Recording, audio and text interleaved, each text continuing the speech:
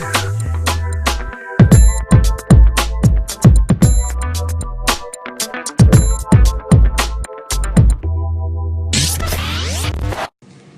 it's iTalk Apple. I got a comment from appleowns asking for me to do a tutorial on Comic Life, which is an application that came on my Mac. I don't know if it came on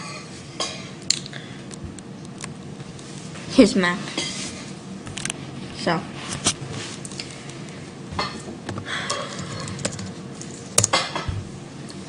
Okay, so I don't really use Comic Life because I just don't. But basically what it is well, I can't use any of these pictures because they have me in them. You take a picture from, let's say I want to take one from Finder.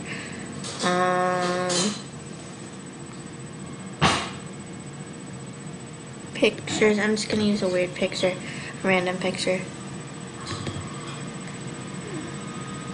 Apple stuff.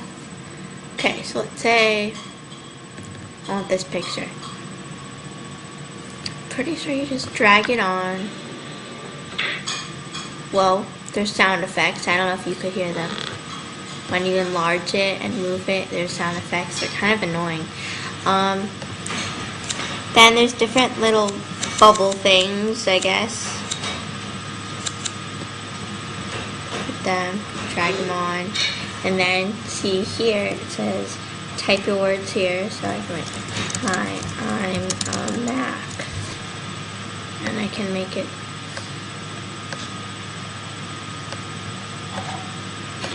bigger, or not necessarily the bubble bigger. I want to make the, and you can resize the bubble, just drag it along, or you can just drag the whole thing by clicking this, clicking this gray thing here. To change the, whatchamacallit, the font, you just highlight it,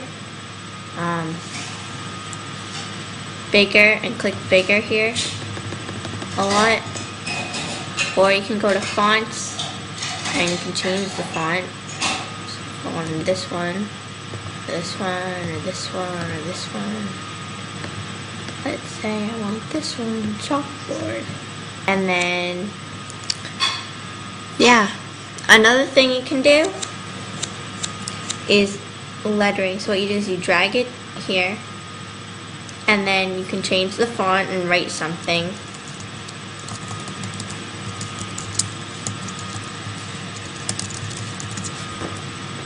Change the font. I don't want to change the font right now though. Click place lettering, and then you get, makes another sound effect. You can drag it out, kind of like warp it. Drag it down that way. Drag it down that way. Make it any shape you want. Probably if you hold shift, yeah, if you hold shift, then you can't really, then if you take the corner, you can just drag it like that. I don't know how to say it. Sorry, I haven't really used this application very much either. You can zoom in on it, and you can change the style, so you can make it purple, or change the background black, day glow green. And if you're actually making a comic, then they give you page templates here. So I don't know if you read a lot of comics, but in comics they have like these little things here, and they have sections. So you could have like a picture of your friend, and sorry about if you can't hear me, the disposal's on. You can have a picture of one of your friends or something, and them talking. Oh, here you go. For, I think, sorry, I'm kind of figuring this out as I do it. You can change the gradient. So we want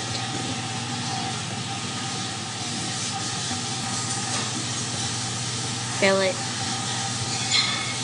Yeah, you can change the way the template looks. There we go. See? So if you have the fill and the gradient color selected, if you check off gradient, you can make it kind of like a gradient in the background. You can change the angle, so right now it's like straight up and down, but you can make it like that.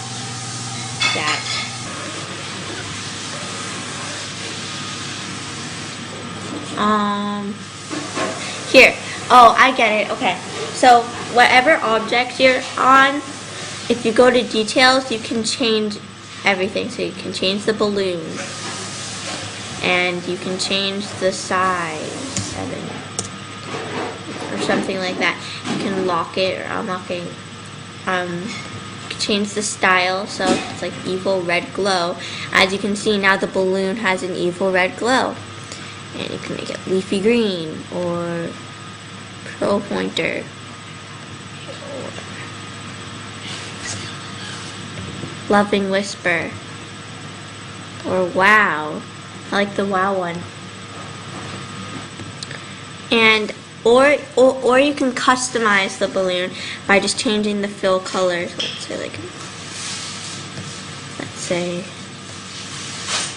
see, as you can see, as it changes it kind of, and then this color, you can change the other color, it'll make it a gradient, and it gives you an automatic preview as you do it. So now there's my bubble, and you could have it like have a frame, or if you uncheck it, as you can see, there's no frame now, no outline. You can change the width of it, and you can make this thing here, which is called a tail. You can make it straight or not straight. You can always stretch out the tail too, which I think I already showed. And you can add shadow. So let's say I want the shadow to be